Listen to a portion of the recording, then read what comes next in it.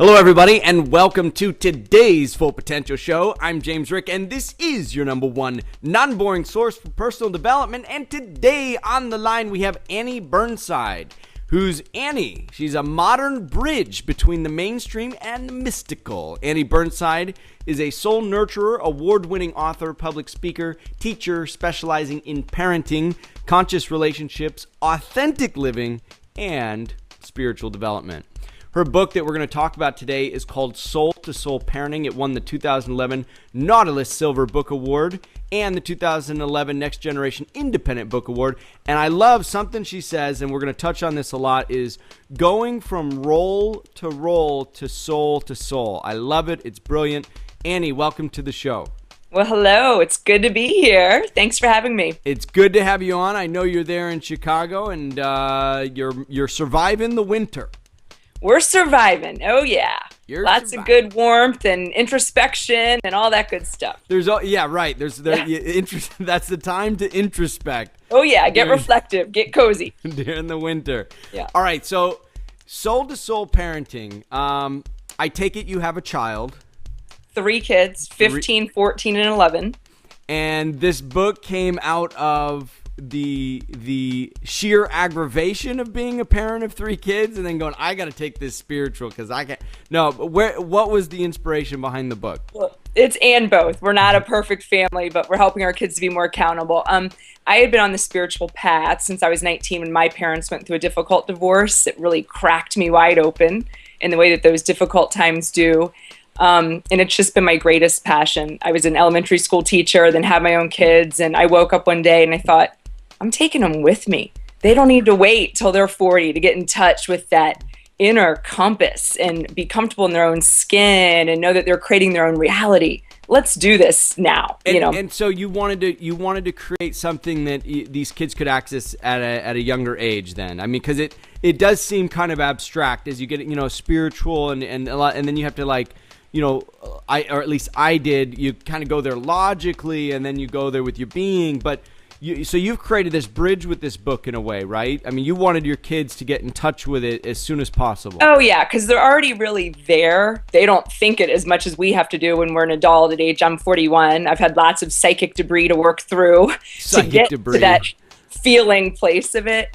And, we're talking about using everyday reality. For example, we love the song Sweet Serendipity that Lita Wise wrote. So a family discussion is we listen to that song that we all love. We love music. It's a gateway. We talk about what a serendipity is, give examples, go around, listen to the song again. That's the family discussion. So it's not really about these esoteric things that are out of reach. It's just every day what's going on in your life, and let's pull the big themes out of it. So it's not candles, incense, bongo drums, and cross-legged meditation in the living room. Yeah. Hey, it could be. I'm not, it's, whatever. It's going there, but not yet. It does not exactly look like that, but that's the point. Who are you as a family? Go there together. Talk about these things. All right, so what's in the book Soul to Soul Parenting? What advice are you giving to parents to get in touch with their kids, going beyond the role of parent to child and moving more soul to soul, which I love the concept. How are you getting them to go there? Well, in the book, I offer 22 everyday vehicles, whether it's music, family discussion, visual cues. Our minivan has ego versus spirit poem on the glove compartment, spirit as the license plate. We're talking, get real with it, okay? Our kitchen has 30 reminders that we've talked about, take a conscious breath. But we've discussed that with our kids and what that does and what that means. We have soul to soul versus roll to roll front and center on the microwave. So it's there. Is it simply a matter of raising their awareness about this duality, this ego versus soul? Well, yes, because, they're on their own journey, just like I am and just like you are. So it's really just giving them the space and the opportunity to remember it, where there's a different texture in the family. We're a modern family, travel sports teams, this, that, and the other. But we also place a high validity on the voice of your own soul and interior and exterior. So the and bothness. Yes, you're human. I mean, dance on the tabletops if you feel it, but also notice the birds and feel the texture of life more. So it's really kind of balancing that. how does a parent make that concrete for their child? I mean, it sounds simple enough. Dance on the table, hear the birds. Yeah. Mom has to get a new coffee table. Yeah. But how do you make that connection? Is it simply that? Is it just that simple? Is it, hey, son or daughter of mine, get in touch with this inner voice of yours and just notice it, and then the voice takes over from there? Or how is this ingrained in them in more of a practical way? So a parent that's watching this right now, or anybody, as a matter of fact, who wants to tune in with that voice, can say, hey, here's something practical that I can do every day as kind of a routine. Yes. Well, first of all, like I said, it's ongoing. The greatest gift, the first step, 90%, is the parent becoming a clear mirror for their child. So if this resonates with you at all, to me, it's about you beginning as a parent to do the inner work to become a clear mirror, so that what you are reflecting to your child is your own authenticity, your truth. You've done the work, whether it's AA, chanting, drumming, therapy, to clear out that hidden psychic debris. Then you're able to move into what I call like a kid in a candy shop and actually demonstrate for your kids what it means to live true in this world. And yes, go ahead. Well, it's one thing when you've actually done the work and you've cleared it and you go, wow, I was messed up. Like, I needed to work through all that, right?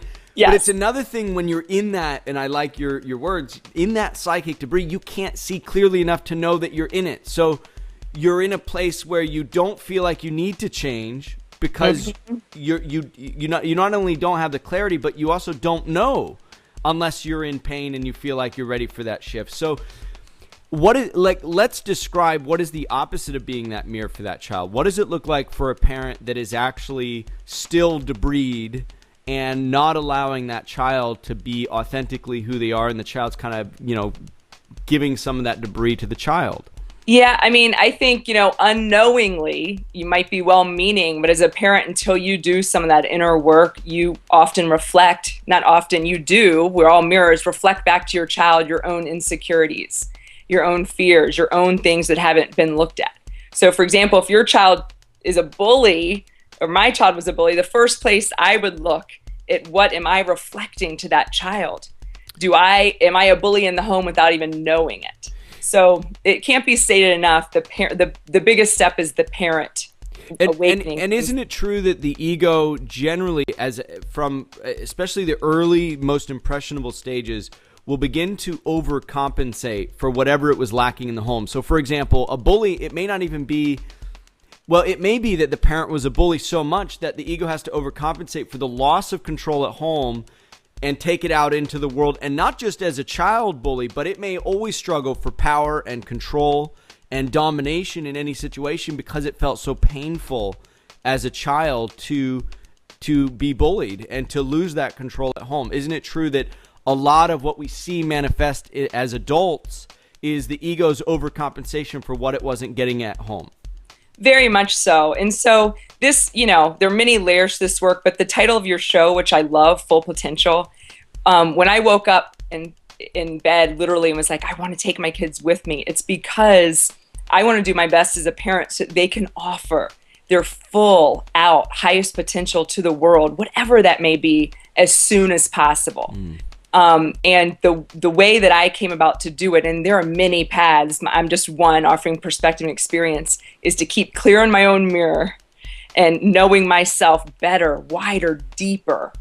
That raises that energy in the home. And then we have the 22 steps, and I pulled 15 themes that we wanted to make sure we began to cover. And we come back to them again and again in the home. One is soul to soul versus role to role. One is oneness and individuation, connectedness and boundaries. We work a lot in the paradox, that it's really and both, that multiple perspectives share the same space. And we'll use friendships. And what happens, you begin to lay a little groundwork. Your kid gets off the bus on a Monday afternoon. You've talked about multiple perspectives sharing the same space. So you utilize that. And this is a lot of development for the person, I take it, that's also doing this with their child. Oh, it's simultaneous. Absolutely. All right. Yeah. Where do we go to get a copy of the book? And I know that we're giving away a free copy of the book to somebody who emails you. Is it just one person?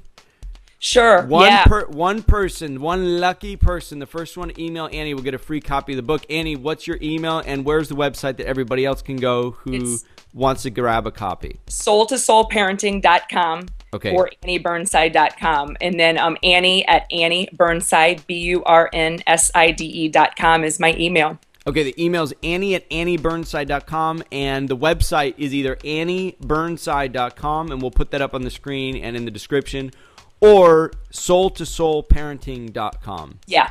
Yep. Okay.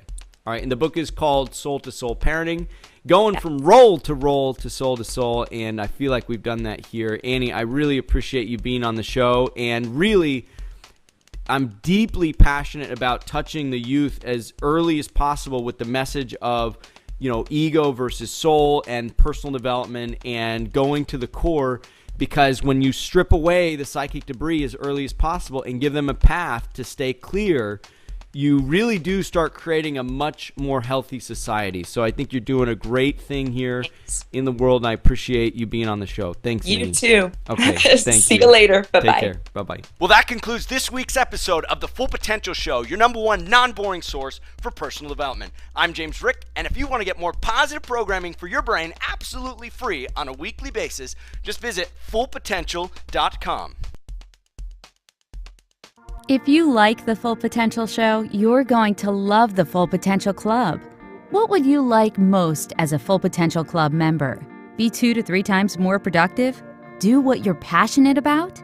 Have more energy? Reduce your work hours? Travel the world? Enjoy an amazing lifestyle on a frugal budget? What if you could do them all? James Rick has been there and done it in ways that few people have. For anyone serious about taking their life or business to the next level, you've got to do more than just watch. You've got to do. Join James Rick and other like-minded people for an incredible $10 a month at fullpotential.com/club. Be educated. Be empowered. Be the best version of you. fullpotential.com/club. Try it free for 30 days.